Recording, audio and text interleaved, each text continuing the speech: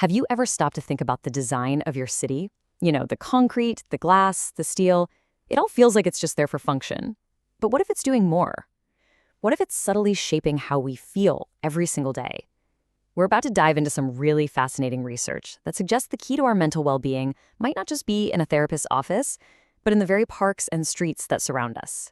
Let's get into it. We've all been there, right? That feeling of urban stress, the noise, the crowds, just that constant rush. It's easy to blame our jobs or our busy schedules, but what if the problem is literally built into the environment? What if the sharp angles of a building or the layout of a park are actually contributing to our anxiety? And this isn't a small problem. The research we're exploring today found that in a city like Tehran, depression is the third most common disease. And this isn't just happening there. It's a pattern we're seeing in cities all over the world. The World Health Organization even predicts that by 2030, depression is going to be a massive challenge for urban centers globally. It's a public health crisis that we've, in a way, built around ourselves. Okay, so if our environment is part of the problem, could it also be part of the solution? Well, the research we're digging into says a big, loud yes. It argues that landscape architecture, the design of our parks and public spaces, can be an incredibly powerful tool. It can actually create a health cycle right in the middle of our bustling cities. So this is exactly what a team of researchers in Tehran decided to test. They looked at the city's beautiful, historic gardens, not just as nice places to hang out, but as potential health microclimates.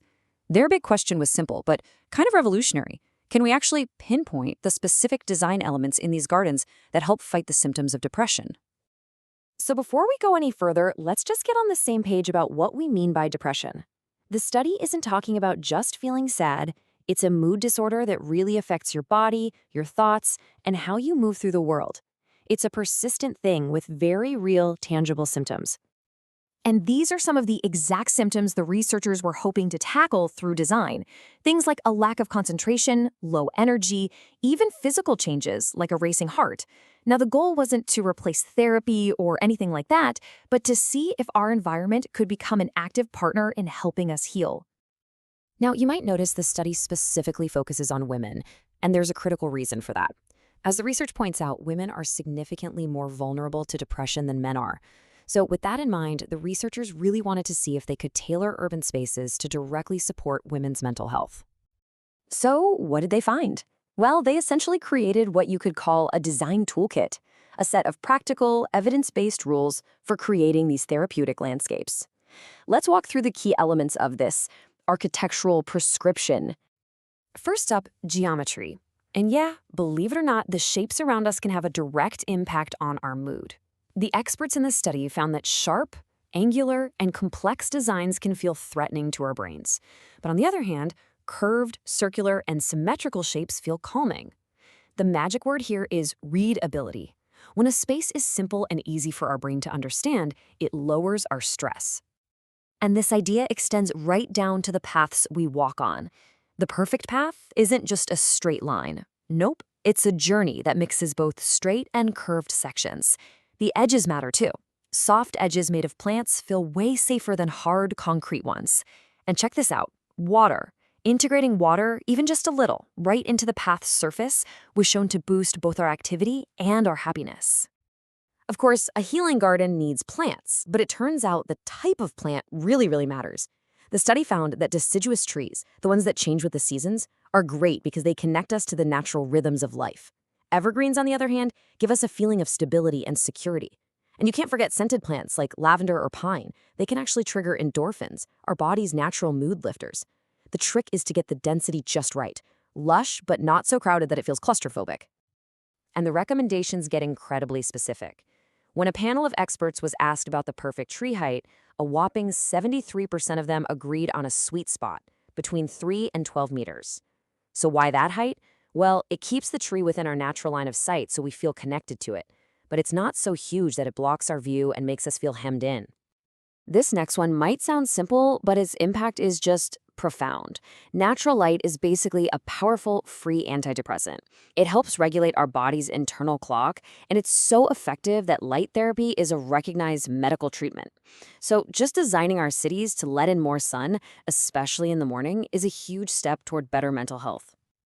Okay, so how do you light a space for serenity? Well, rule number one is to get as much natural light as possible.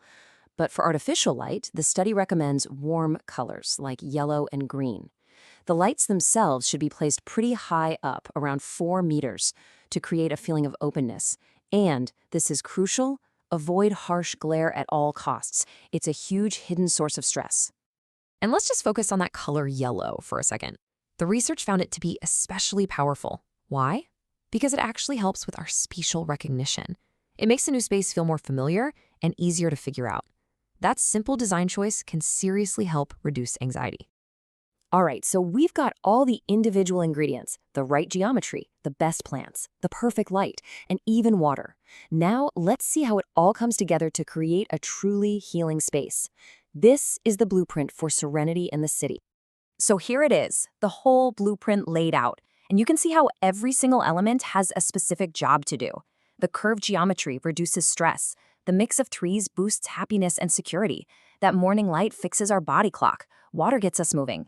And even the flooring, using natural materials and simple patterns, helps with movement and focus. It's a totally holistic approach where every little detail counts. You know, what's so incredible about this research is that it totally reframes mental health. It stops being this purely individual struggle and becomes a public health challenge, one that we can actually meet with smart, thoughtful urban design. We're shifting from just treating symptoms to redesigning the source of the stress itself. I love this quote from the study, a city health chain. Just think about that. The idea is that our parks and our public squares can be linked together, creating this supportive network for our collective mental well-being. It's a complete rethinking of what a city is even for. And maybe the most exciting part of all this is that it's not some futuristic dream. It's real. We have the tools, we have the research, we have the principles to start building and retrofitting our cities to be not just functional, but actively healing. The future of urban design is already here. So, I guess I'll just leave you with this thought. For centuries, we've built cities to house our bodies and power our economies. But what if we started designing them to heal our minds? What if every new park wasn't just a patch of green, but a prescription for well-being? I mean, what if the very cities we build could help build us back up? That's a future that could change everything.